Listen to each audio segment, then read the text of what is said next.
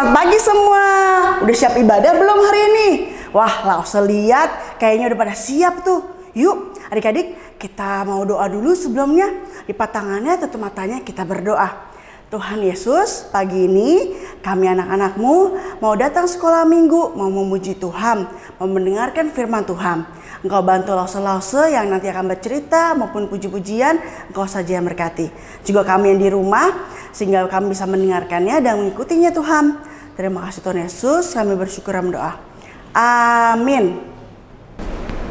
Adik-adik, mau tahu kan hari ini hari apa? Hari Tuhan, hari Minggu, hari Sabat. Adik-adik, saya mau langsung ngajak adik-adik untuk bangkit berdiri. Kita mau memuji Tuhan. Hari ini harinya Tuhan. Bangkit berdiri yuk.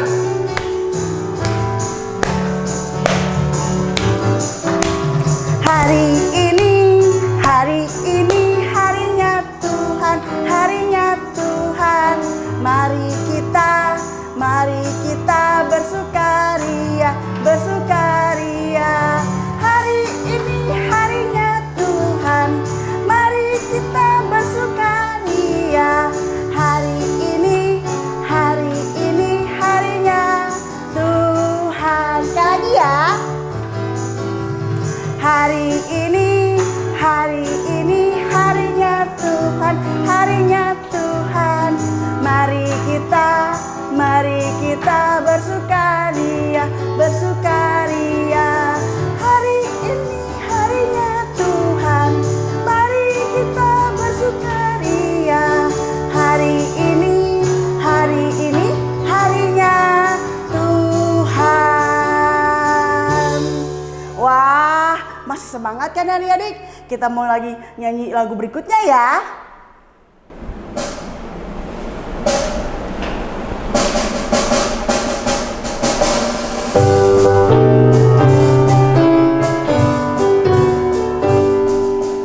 Ingat hari Sabat, hari yang terindah, yang diberkati Allah dan disucikannya, yang berikan perdamaian serta sukacita, sinar kemuliaan turun dari surga.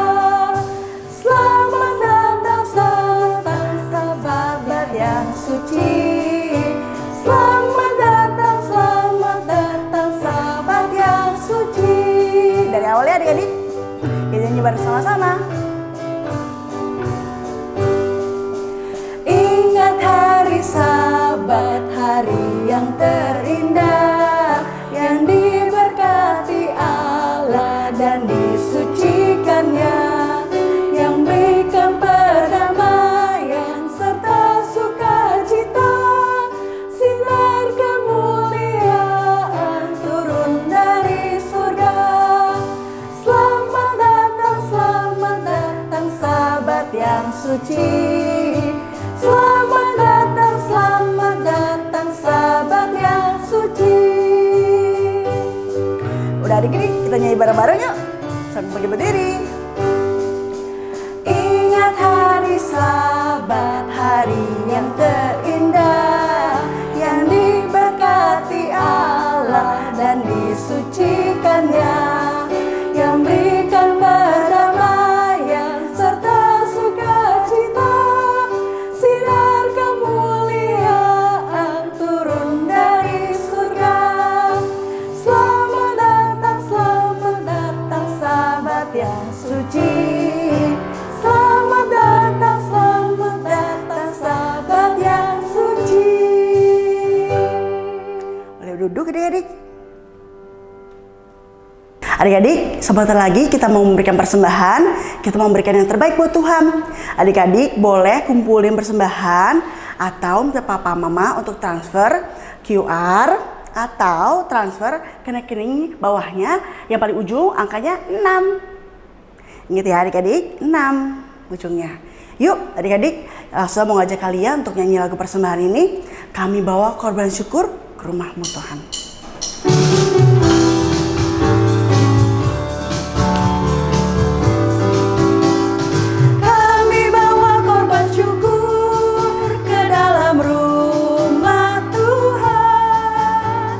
Sukacita serta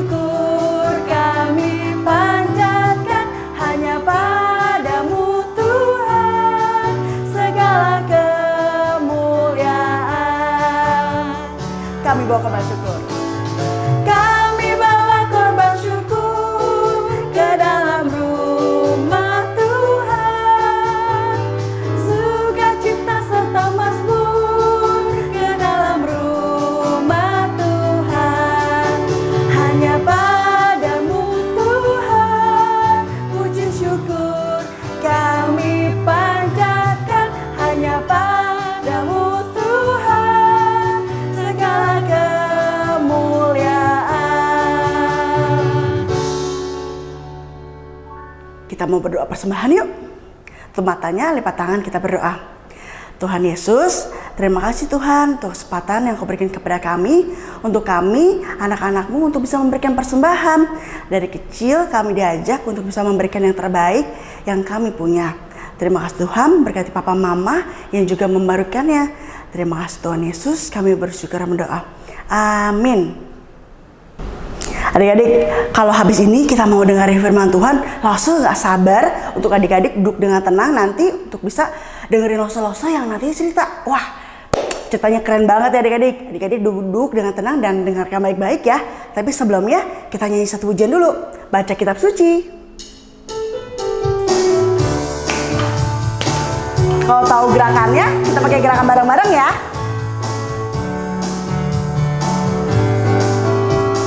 Baca kitab suci, doa tiap hari, doa tiap hari, doa tiap hari.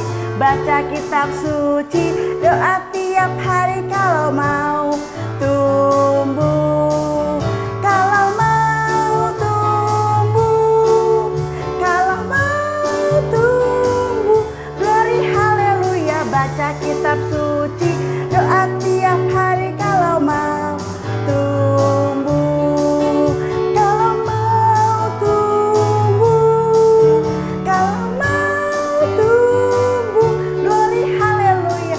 Kitab suci, doa tiap hari kalau mau tumbuh. Kita nyanyi sekali lagi ya. Baca kitab suci. Baca kitab suci, doa tiap hari, doa tiap hari, doa tiap hari. Baca kitab suci, doa tiap hari kalau mau tumbuh. Kalau mau tumbuh, kalau mau tumbuh. Glory haleluya, baca kitab suci, doa tiap hari kalau mau tumbuh.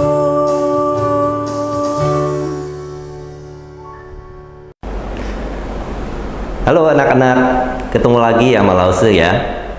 Masih ingat ya Lause Freddy. Nah anak-anak, kita bersyukur ya untuk pemeliharaan Tuhan, dan kita tahu saat ini Indonesia sudah semakin baik ya di dalam pandemi. Jadi di gereja pun kita sudah bisa ibadah onsite, walaupun sampai saat ini sekolah minggu masih belum. Lause harap anak-anak, papa mama, Kungkung, Popo, Cici, Dede semua dalam kondisi sehat ya. Nah sebelum kita belajar dari firman Tuhan, mari Lause ajak kita sama-sama masuk dalam doa. Kita ambil sikap doa. Mari kita berdoa. Bapa kami yang di surga, kembali kami datang kepadamu Tuhan, dan kami bersyukur Tuhan selalu pelihara hidup kami. Tuhan senantiasa mencukupkan kebutuhan kami. Terima kasih Tuhan kalau saat ini juga Indonesia sudah semakin membaik dalam kondisi pandemi dan sudah boleh melakukan aktivitas. Kami berharap Tuhan dalam sekolah minggu pun ke depan kiranya kami boleh beribadah bersama-sama di gereja. Kami sudah rindu dengan Lause, dengan anak-anak yang lain Tuhan, dengan teman-teman kami, agar kami dapat berkumpul kembali bersama. Dan saat ini Tuhan kami mau belajar daripada firman Tuhan. Kiranya Engkau sendiri yang memimpin setiap kami, Tuhan, yang berkata-kata, agar apa yang ingin Tuhan sampaikan dapat kami pahami, dan lebih dari itu kami dapat melakukannya, menerapkannya di dalam hidup kami sehari-hari. Berkati waktu ini Tuhan, kami naikkan doa kami di dalam nama Tuhan Yesus Kristus. Amin. Nah anak-anak, hari ini kita semua tahu hari Minggu, dan hari Minggu biasa kita ngapain? Kita ibadah ya. Dan saat ini walaupun kita masih ibadahnya online, tetapi setiap minggu kita mengkhususkan hari untuk kita beribadah. Nah anak-anak pernah tahu nggak kenapa kita ibadah hari Minggu? Hari Minggu artinya apa sih hari Minggu?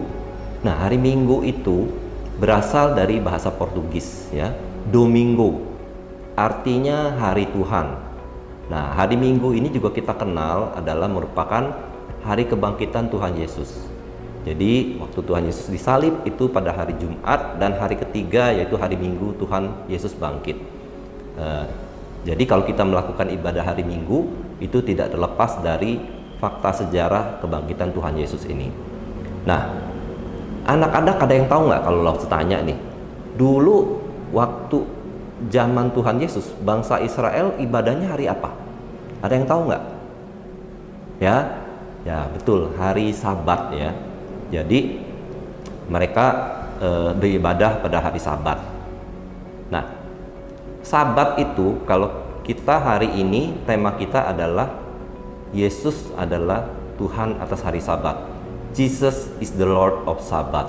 Nah, apa sih sebetulnya Sabat itu, Lause?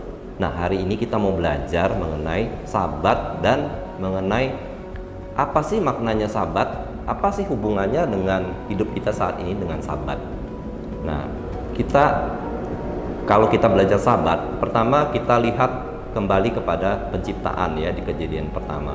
Kita tahu bahwa Allah menjadikan langit, bumi beserta segala isinya itu selama 6 hari ya. Lause tidak rincikan di sini, tapi selama 6 hari itu Tuhan menciptakan langit dan bumi, termasuk manusia. Nah, pada hari ketujuh Allah berhenti dan Allah menguduskan hari yang ketujuh itu. Jadi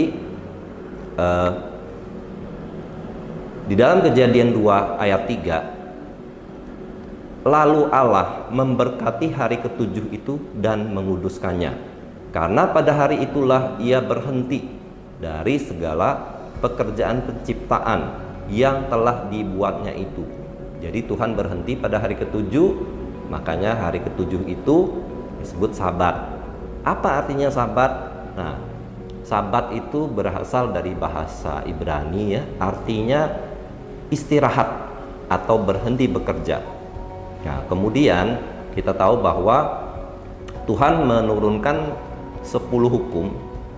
Salah satunya yaitu hukum keempat menyebutkan kuduskanlah hari Sabat. Jadi kita tahu bahwa hari Sabat memang adalah perintah Tuhan agar kita khususkan waktu itu untuk beribadah kepada Tuhan ya. Nah, Lause ingin sedikit tambahkan penjelasan, anak-anak bisa lihat di layar ini ya. Jadi kalau orang Yahudi pada saat itu merayakan Sabat, mereka mulai Sabat itu, mulai hari itu bukan seperti kita sekarang ini, yaitu pada setiap pukul 12 malam ya. Nah, orang Yahudi itu melakukan perpindahan hari itu, mereka mulai pada jam 6 sore. Jadi kalau Sabat itu mulainya dari Jumat jam 6 sore sampai dengan Sabtu jam 6 sore ya. Jadi selama 24 jam ya. Nah, itu kalau kita melihat dari bagaimana orang Yahudi merayakan Sabat pada saat itu. Nah, Keluaran 20 ayat 8 dan seterusnya, demikian firman Tuhan. Ingatlah dan kuduskanlah hari Sabat. 6 hari lamanya engkau akan bekerja dan melakukan segala pekerjaanmu. Tetapi hari ketujuh adalah hari Sabat Tuhan Allahmu. Maka jangan melakukan sesuatu pekerjaan, dan seterusnya. Jadi memang adalah perintah Tuhan untuk orang Yahudi memelihara hari Sabat. Nah, bagaimana mengenai orang Yahudi memaknai Sabat dan memelihara hari Sabat di dalam zaman Tuhan Yesus? Nah, sebentar kita akan melihat dari satu bagian firman Tuhan, yaitu dari Matius 12 ayat 9 sampai 14.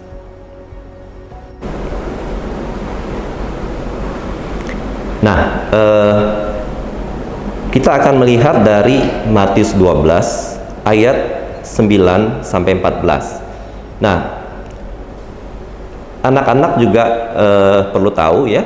Jadi di dalam kitab Injil, Matius, Markus, Lukas, Yohanes, kejadian ini juga dicatat di dalam Markus pasal yang ketiga dan Lukas pasal yang ke-6. Kejadian yang akan kita belajar ini selain dari Matius 12 ayat 9 sampai 14.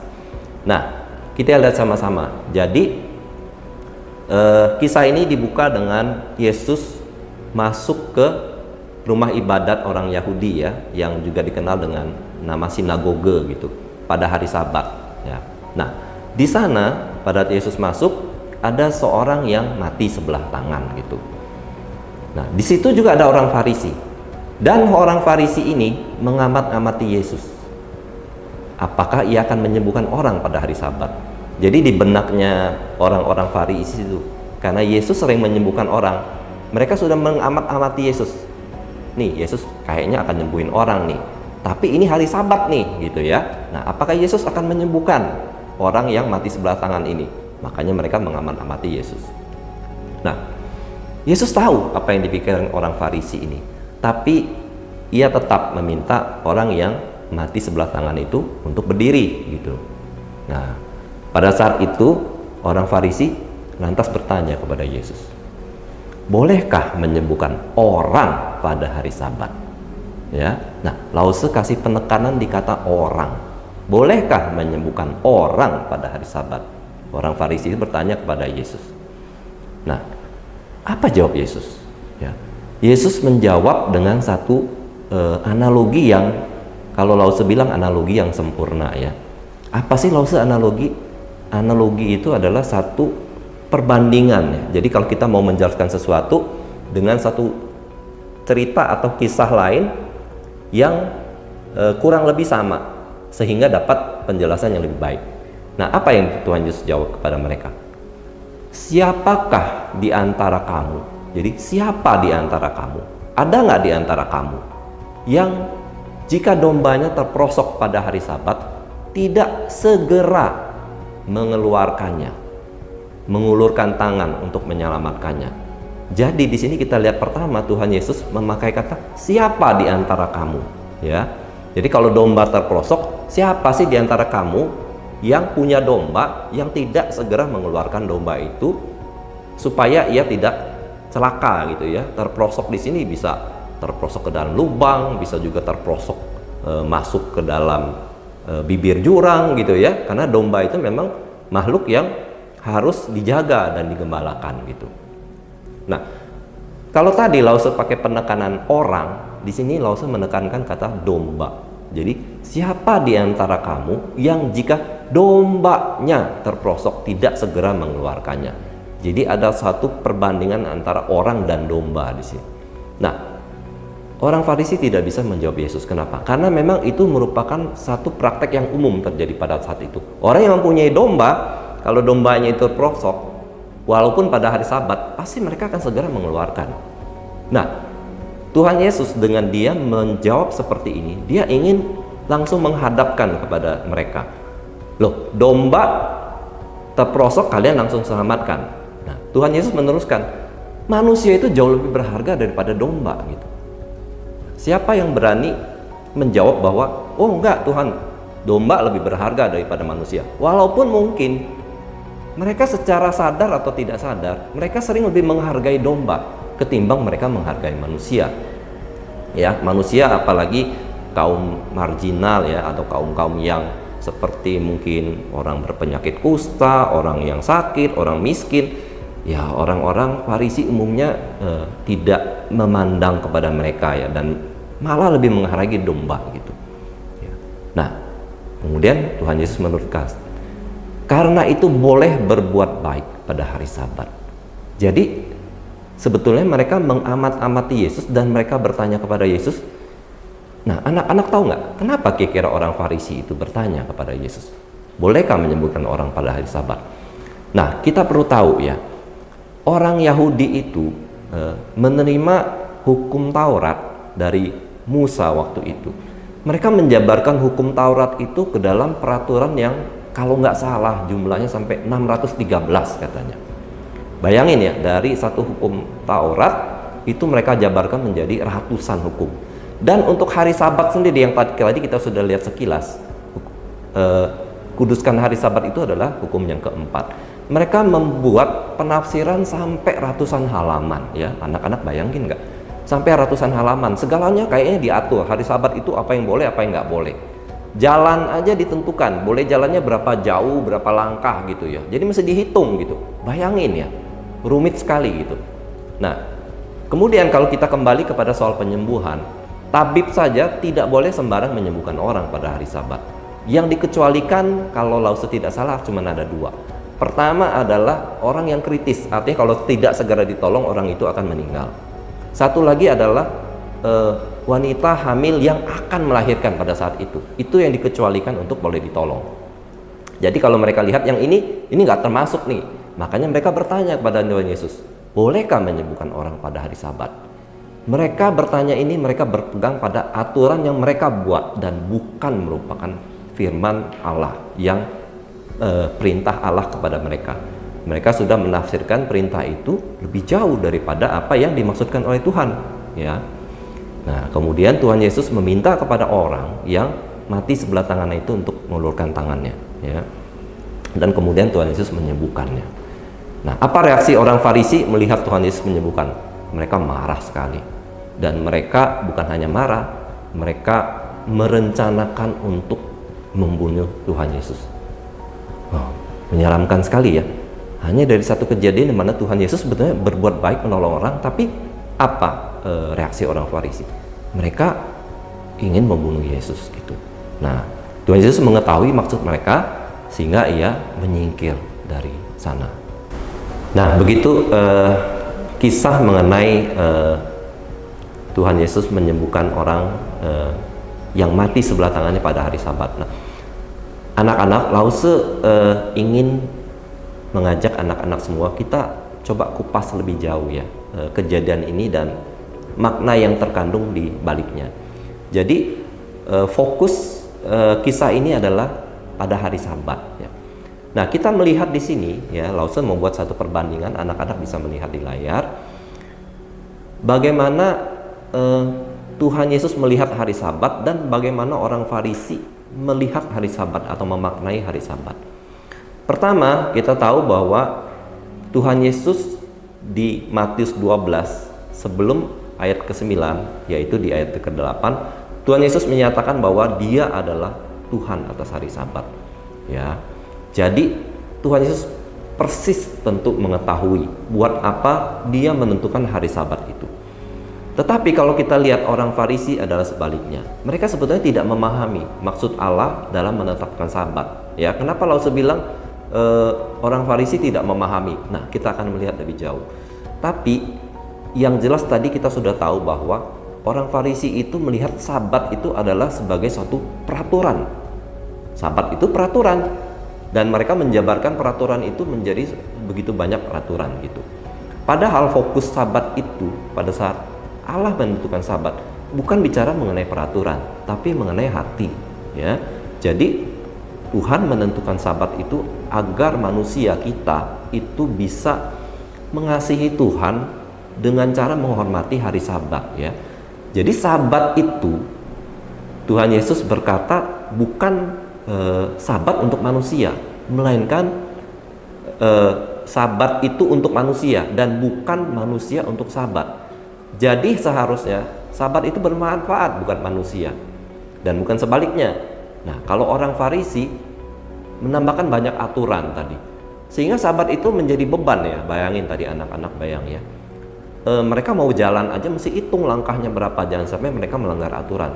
Sudah terlalu jauh ya dalam orang Farisi itu menjabarkan hari Sabat, sehingga Sabat itu tidak menjadi manfaat gitu ya. Padahal seharusnya Sabat itu agar manusia mengkhususkan satu hari untuk menyembah Tuhan, untuk datang kepada Tuhan, untuk berkomunikasi, beribadah kepada Tuhan, dan berhenti sejenak dari rutinitas. Nah, lebih jauh kita lihat bahwa Tuhan itu menghendaki kasih dan pengenalan kepadanya, bukan persembahan. Jadi pada saat Tuhan Yesus menjawab itu, Tuhan Yesus mengutip dari kitab Hosea pasal 6 ayat 6, di mana Allah itu menghendaki satu pengenalan akan Dia lebih daripada korban bakaran gitu ya. Jadi Tuhan itu ingin anak-anaknya itu rindu dan ingin dekat kepada Tuhan, ingin mengenal Tuhan lebih jauh, dan bukan yang dicari adalah persembahan.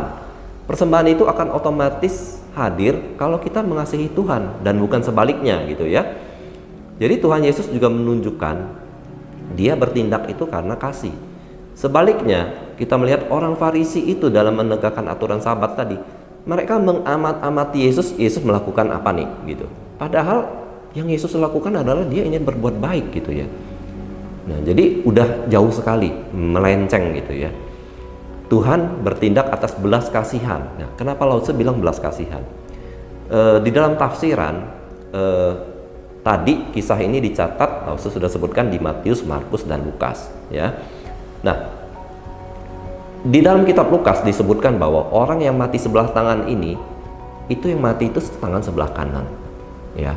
Dan di dalam tafsiran diduga yang mati sebelah kanan ini kenapa? Karena profesi orang ini adalah sebagai tukang batu ya. Nah, anak-anak pernah lihat gak tukang batu bekerja ya? Tukang batu itu tuh kerjanya dia salah satunya itu menghancurkan batu biasanya dari bongkahan yang besar ke bongkahan yang kecil ya, misalkan untuk membuat jalan dan sebagainya. Nah, perlu mengayunkan satu martil yang sangat besar gitu untuk menghancurkan batu dan memerlukan tenaga yang besar. Nah, kalau kita kerja terus-menerus seperti itu, maka ototnya tentu lama-kelamaan akan cedera. Bahkan sampai pada satu titik otot itu mungkin menjadi kaku.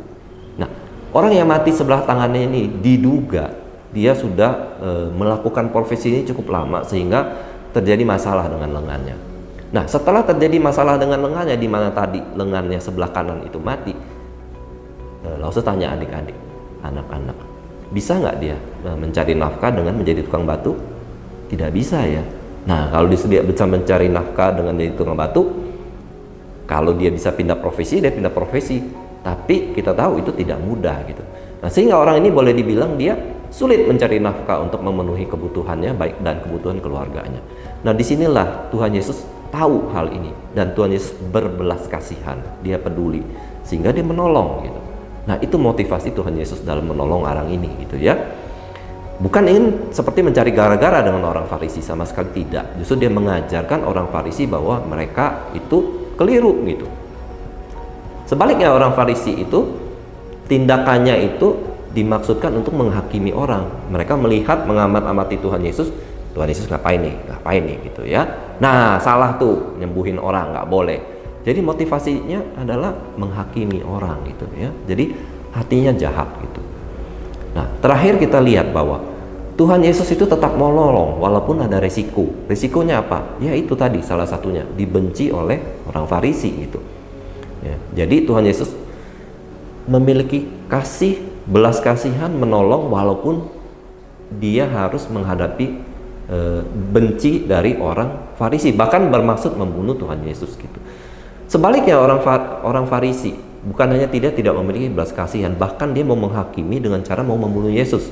Itu penghakiman yang sifatnya paling udah paling kejam gitu ya, menghilangkan nyawa orang gitu ya. Nah, anak-anak, tadi kita sudah belajar mengenai 10 perintah Allah gitu ya. Nah, di dalam bagian lain ya di Perjanjian Baru, nah Lao Tse bacakan dari Matius 22 ayat 37 sampai 40. Kasihilah Tuhan Allahmu dengan segenap hatimu, dengan segenap jiwamu, dengan segenap akal budimu. Itulah hukum yang terutama dan yang pertama. Dan hukum yang kedua yang sama dengan itu ialah kasihilah sesama manusia seperti dirimu sendiri. Pada kedua hukum inilah tergantung seluruh hukum Taurat dan kitab para nabi. Nah, kalau Lao Tse bacakan ayat itu, anak-anak kira-kira melihatnya gimana? Mana yang lebih penting, 10 perintah Allah atau hukum kasih ini yang tadi Lao Tse bacakan? Hukum kasih ya. Kenapa? Karena 10 perintah Allah ini dasarnya adalah dari kasih. Contoh hukum yang pertama, Tuhan berkata, jangan ada padamu ilah lain di hadapanku. Nah, kalau kita mengasihi Tuhan, akankah kita menyembah Allah lain? Tentu tidak gitu ya. Karena kita mengasihi Tuhan, jadi dasarnya adalah kasih sebetulnya. Kemudian kalau kita mengasihi sesama manusia, mungkin nggak kita akan membunuh? Tentu tidak gitu ya. Nah, jadi dari sini kita bisa lihat bahwa kuduskan hari Sabat itu juga berada di bawah hukum kasih ini. Jadi kalau kita melakukan satu pemeliharaan atas hari Sabat, itu adalah satu hal yang baik sebetulnya. Tapi kita mesti tahu di mana posisi hukum Sabat ini dan di mana bagaimana kita menerapkannya gitu ya. Tidak bisa sembarangan seperti itu gitu ya. Oh, ini orang menyembuhkan pada hari Sabat terus harus dibunuh gitu. Itu bukan demikian maksud Allah gitu ya. Nah, sampai di sini kita belajar mengenai kisah ini ya. Nah, apa kesimpulannya? Apa sih yang kita bisa pelajari dari peristiwa ini ya? Pertama, kita lihat tadi Tuhan Yesus itu peduli. Dia sangat mengasihi manusia ya. Walaupun manusia sering tidak mengerti tindakannya, tapi Tuhan peduli. Tadi kita lihat bagaimana orang yang mati sebelah tangan, Tuhan Yesus itu memiliki belas kasihan sehingga ia menyembuhkan. Nah, kita sebagai anak Tuhan, sebagai murid Kristus, kita tentunya harus meneladani apa yang Yesus lakukan, yaitu apapun yang kita lakukan, motivasinya itu harusnya adalah kasih ya, bukan karena hal yang lain ya. Nah, contoh. Jadi dari sini juga pelajaran kita adalah kita harus mengkhususkan hari Minggu tadi untuk beribadah gitu ya. Nah, hari Minggu kita beribadah itu karena kita mengasihi Tuhan motivasinya. Bukan misalkan, oh ya hari Minggu saya masih ibadah gitu ya. Terus kemudian kalau kita lihat teman kita nggak ibadah, nah tidak beribadah nih, harus dihukum nih. Padahal kita melakukan ibadah juga bukan karena kita mengasihi Tuhan. Nah, itu sebetulnya kelihatannya baik, tapi sebetulnya adalah sesuatu yang salah gitu ya, yang kita harus perbaiki. Jadi kita harus kalau kita beribadah itu karena kita mengasihi Tuhan, kita ingin dekat Tuhan, kita ingin tahu firman Tuhan, kita ingin mengenal Tuhan ya. Tadi kita udah lihat ayatnya, Tuhan itu menghendaki kita mengenal Dia. Dengan kita mengenal Dia, kita akan makin mengasihi Tuhan, karena Tuhan itu adalah kasih dan Dia mengasihi kita ya. Nah, tapi pertanyaannya, apakah ibadah itu hanya kita lakukan pada hari Minggu? Ya, tentu tidak ya. Setiap hari itu kita harus beribadah kepada Tuhan ya. Ibadah itu bukan hanya satu kegiatan kita datang ke gereja atau kita ibadah online, tetapi ibadah kita setiap hari itu adalah kita memuliakan Allah dalam segala sesuatu yang kita lakukan. Jadi kalau kita merupakan anak sekolah, maka kita rajin belajar gitu ya. Kita belajar dengan jujur, kita kalau ujian tidak nyontek. Nah, itu kita memuliakan Tuhan. Kita mengasihi papa mama, menghargai papa yang sudah kerja keras untuk mencukupkan kebutuhan kita. Kita bantuin mama yang udah kerja keras di rumah supaya mamanya jadi lebih ringan kerjanya. Nah, itu adalah bentuk daripada satu yang memuliakan Allah gitu. Jadi kesimpulannya semuanya adalah soli Deo Gloria, segala kemuliaan hanya bagi Tuhan. Jadi apapun yang kita lakukan adalah untuk kemuliaan Tuhan. Nah, sebelum kita tutup dalam doa, sebentar Lause Kalista akan memperagakan untuk ayat hafalan. Halo adik-adik, ayat hafalan kita hari ini diambil dari Mazmur 21 ayat 14. Bangkitlah ya Tuhan di dalam kuasa-Mu. Kami mau menyanyikan dan memazmurkan keperkasaan-Mu. Sekali lagi ya. Mazmur 21 ayat 14. Bangkitlah ya Tuhan di dalam kuasa-Mu. Kami mau menyanyikan dan memazmurkan kebesaran-Mu. Mari kembali kita datang kepada Tuhan, kita mau tutup di dalam doa.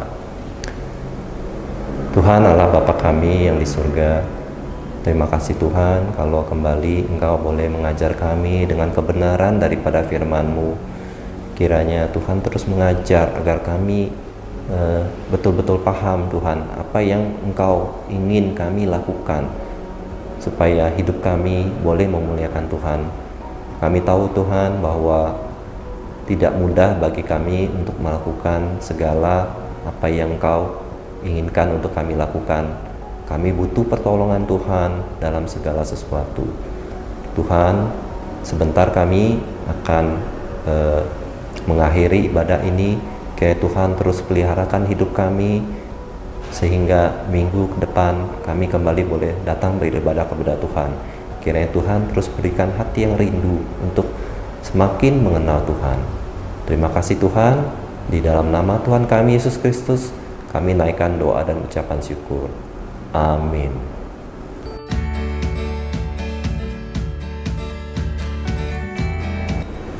Halo anak-anak, saatnya kita aktivitas. Tapi hari ini Lause tidak memberikan aktivitas yang dibuat-buat.